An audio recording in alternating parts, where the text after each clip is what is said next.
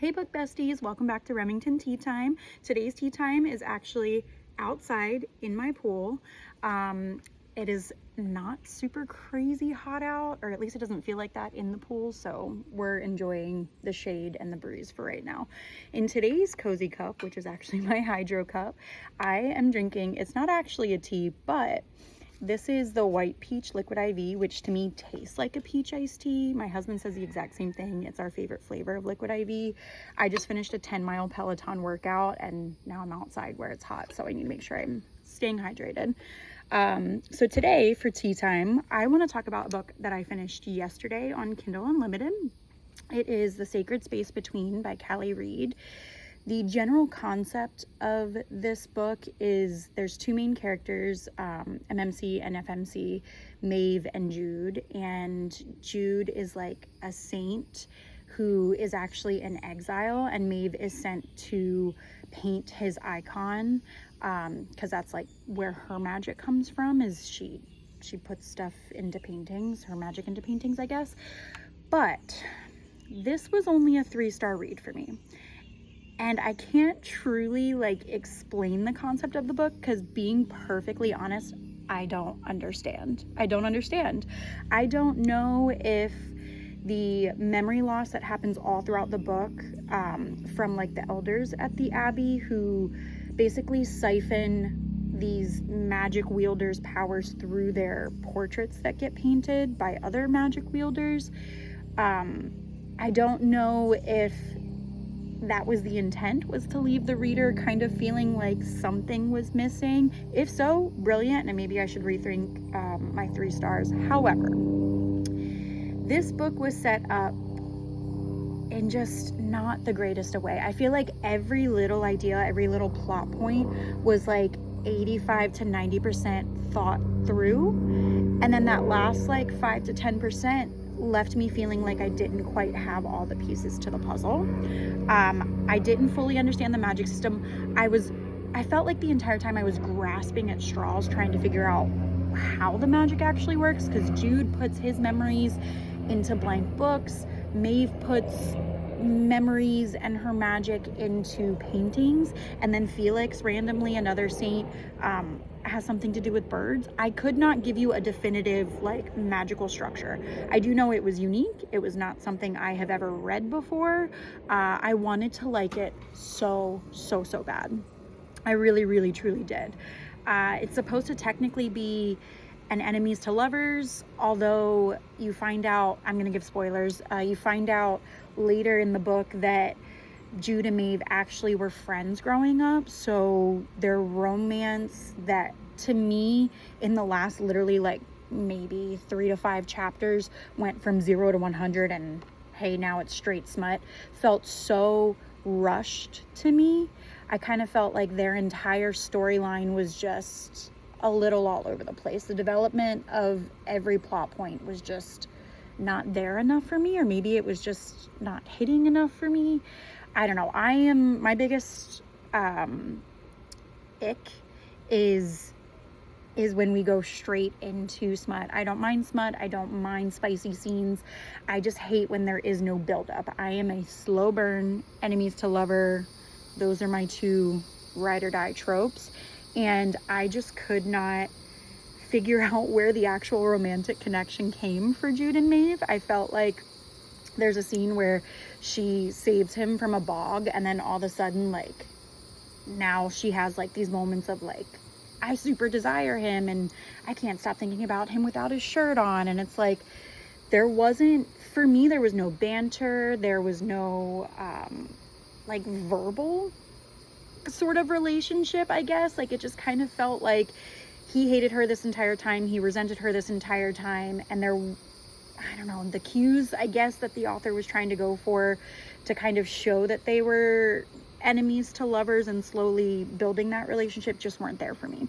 And then I felt like at the end, we kind of had this big resolution where they blow up the Abbey and release themselves from the elders' power, and the elders draining their power and stealing their memories in the process of that.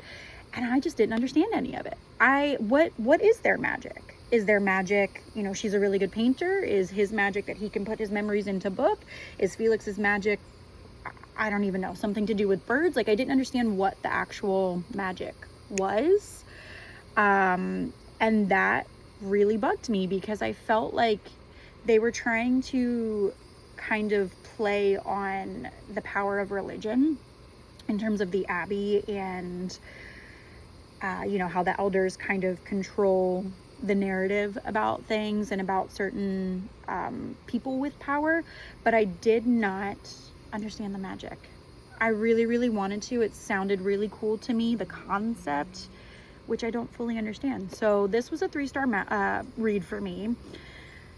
I didn't feel super connected to the characters. I wanted to really like it. I just felt like there was maybe a little too much complication, too many ideas kind of fighting with each other to really come through in a clear, concise way. Like, for example, 2 Twisted Crowns with the magic, you know, in the cards. I could get that. I could understand that. I can understand how the characters use that. I just did not understand what the magic was. Like, it was almost felt like it was too broad, but also too specific at the same time, and it didn't really give me much. So that was a letdown because I went into it thinking it sounded amazing. But my current read that I am obsessed with, I've seen it everywhere on my For You page. I am not a sci-fi girly.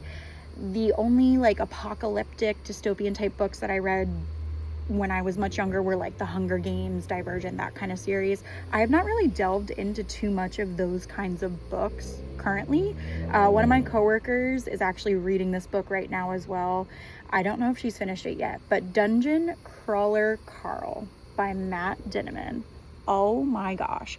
I have had this in my Kindle Unlimited library, like on the shelf for a while, because I was just kind of working up the nerve to actually read it, because I knew people raved about it, but I didn't quite understand what it was, and I didn't think it was going to be something that I enjoyed, because I'm a fantasy girly, romantasy, that's my bread and butter. But I started this book last night.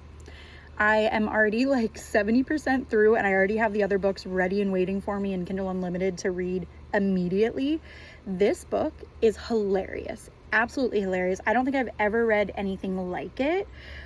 Basically, you know, these alien type leaders in the universe populate these different planets, and then when they come time to like reap the resources and mine the resources from those planets, the apocalypse happens. And basically anybody who wasn't in a building has the opportunity to either try and live on that planet with little to no resources, or they can go down into the world dungeon, which starts like this video game-esque world where they have to fight all of these bosses and these like different monsters and stuff to get down to the next level. And there's 18 levels, and nobody has ever gotten past, I guess, level 13. So our main characters are Dungeon Crawler Carl, which is what he got named by the like AI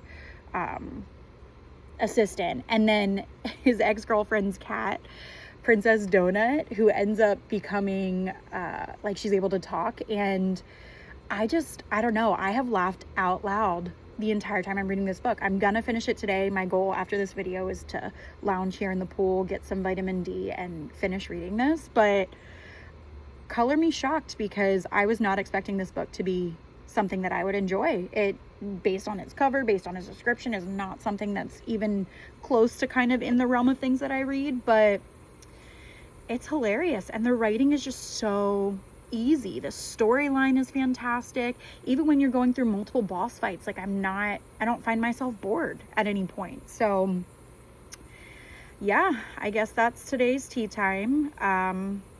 Sacred Space kind of gave me nothing, giving mid. But Dungeon Crawler Carl is shaping up to be my second 5-star read of the year. The only other 5-star read I had this year was the second Death of Locke, which I can do a whole other video about that one. But thanks for tuning in. I'm gonna go relax now, finish this book, and probably start the next one. Toodles.